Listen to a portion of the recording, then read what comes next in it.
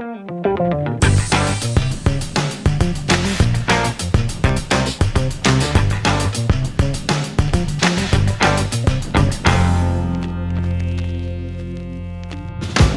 nesse vídeo eu vou estar passando um exemplo de orientação das quinas, que seria o primeiro passo do método de olhos vendados, que está lá no cubo velocidade.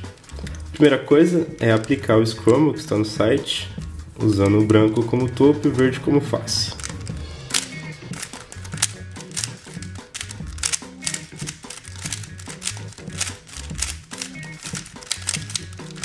O cubo vai ficar exatamente dessa forma, então a gente já pode posicionar ele da forma fixa, que seria o amarelo no topo e o azul aqui na frente.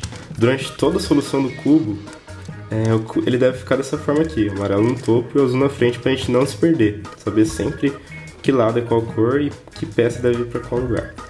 Bom, de acordo com a nomenclatura do site, essas são as peças 1, 2, 3, 4, 5, 6, 7 e 8. Sabendo isso, basta a gente identificar peça por peça para saber se ela deve receber orientação e identificar para qual sentido. Vou começar aqui com a peça 1, onde dá para perceber que o amarelo tem que vir para o topo para ficar orientado. Se eu fizer um movimento aqui, ele vai ter que ser orientado no sentido horário. Peça 2, o branco tem que vir para o topo no sentido anti-horário. Peça 3 já está orientada com o amarelo aqui em cima. Peça 4, também no sentido anti-horário, para o branco vir para o topo. Peça 5, sentido anti-horário, para o amarelo descer. Peça 6 já está orientada com o branco aqui embaixo. Peça 7, sentido horário, para o amarelo descer aqui na face branca. E a peça 8 no sentido horário, para o branco descer aqui na face branca. Fica a dica que você não use números para saber quais peças precisam ser orientadas nesse passo. Eu aconselho que você decore pela questão visual. Por exemplo, aqui eu posso ver que eu tenho 4 peças aqui na minha esquerda e as 4 precisam ser orientadas, onde as 4 todas estão olhando aqui para a esquerda. Então fica fácil de eu identificar depois. Aqui na minha direita eu tenho uma na parte de cima, que está olhando para a direita, e também na direita, só que olhando lá para trás, eu tenho essa aqui, que seria a peça 7. Então eu posso decorar isso, eu tenho 4 na minha esquerda olhando para a esquerda e 2 na minha direita, uma que está em cima e a outra que está embaixo, só que olhando lá para trás. A questão da aplicação da fórmula deve ser sempre feita ou em dupla ou em trio. Quando for feito em dupla, as duas peças devem estar em sentidos opostos. Quando for em trio, as 3 devem estar no mesmo sentido. Por exemplo, essas duas aqui da frente, peça 1 e 2. A 1 tem que girar no sentido horário, como a gente já identificou, e a 2 no sentido anti-horário. Ou seja, essas duas eu posso fazer orientação de uma vez só. Se fosse 3, as 3 tem que estar no mesmo sentido. Por exemplo, peça 1, 2 e 4.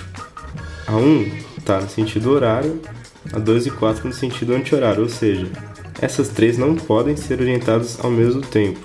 Se a 1 estivesse no sentido anti-horário, as 3 estariam no sentido anti-horário. Então, eu poderia aplicar a fórmula de uma vez só, que as 3 iriam girar sem problema. Bom, sabendo isso, a gente já pode começar. Eu identifiquei aqui que eu tenho um par, cada uma em um sentido, onde a peça 1, que é uma das 4 que estão olhando aqui para a esquerda, sentido horário, a peça 2, que é uma das duas da direita, sentido anti-horário. Então eu posso girar essas duas aqui. Peça 2 já está na posição pronta para a aplicação da fórmula, então eu já posso fazer sentido anti-horário. Girei ela, trago a peça 1 para cá e giro no sentido horário. Peça 1. Aí eu volto a peça 1 para o lugar, consequentemente a peça 2. O restante do cubo continua exatamente igual. Aquelas 4 que eu decorei que estavam olhando aqui para a esquerda, uma já foi. Peça 1 já foi orientada. As duas da direita, a de cima já está certa. Então eu sei que tem 3 mais aqui e uma que está aqui na direita, só que olhando aqui para trás, que seria a peça 7. Bom, Vamos começar aqui por cima em seguida, que seria a peça 4. Precisa ser orientado no sentido anti-horário. E tem a 7, no sentido horário.